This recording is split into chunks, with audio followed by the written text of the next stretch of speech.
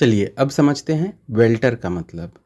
Welter का मतलब समझने के लिए, अच्छा आप कभी किसी पुराने सरकारी ऑफिस में गए होंगे तो आप देखते होंगे कि फाइलों का ढेर ये अलमारियों के ऊपर रखा हुआ है ज़माने से। उसी के ऊपर फर्नीचर भी रखे हुए हैं टूटे हुए, उसी के ऊपर इलेक्ट्रिकल आइटम्स रखे हुए हैं कुछ, उसी के ऊपर वो बॉक्सेस जो लैपटॉप वैपटॉप आए थे उनके बॉक्सेस रखे हुए हैं। तो इस तरह के एक विशाल अव्यवस्थित ढेर को हम वेल्टर कहते हैं। ये इसका एक मीनिंग हुआ। दूसरा मीनिंग होता है अनियंत्रित तरीके से गिरना। तो वेल्टर जैसे कहेंगे कि मान लीजिए इस फाइल के ढेर में से आप इतने कबाड़ में से एक फाइल निकालो और भड़बड़ा करके चीज़ें गिर जाए, बाकी की फाइल धड़ गिर जाए, तो इसे हम वेल्टरिंग कहेंगे कि भाई इस तरह से गिरने को। अच्छा, इसका एक और तीसरा मीनिंग होता है किसी चीज़ में गहराई से शामिल होना। मतलब जैसे कोई आदमी एकदम काम में घुसा हुआ है, कुछ पता नहीं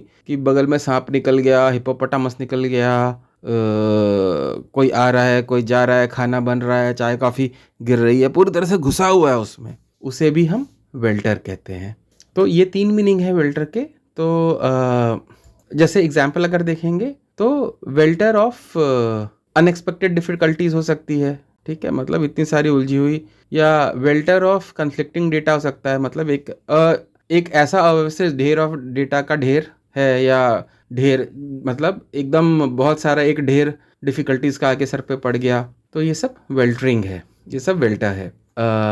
एक सेंटेंस का एग्जाम्पल देखते हैं।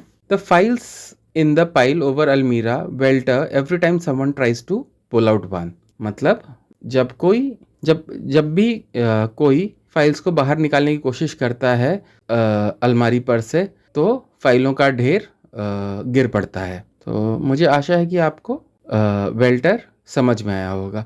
जब वेल्टर ऐसे यूज़ होता है कि कोई काम में घुसा तो वेल्टर इन वर्क बोलते हैं उसे, तो कि कोई आदमी काम में बहुत घुसा हुआ है। तो मुझे आशा आपको वेल्टर के सारे मीनिंग समझ में आए होंगे। धन्यवाद।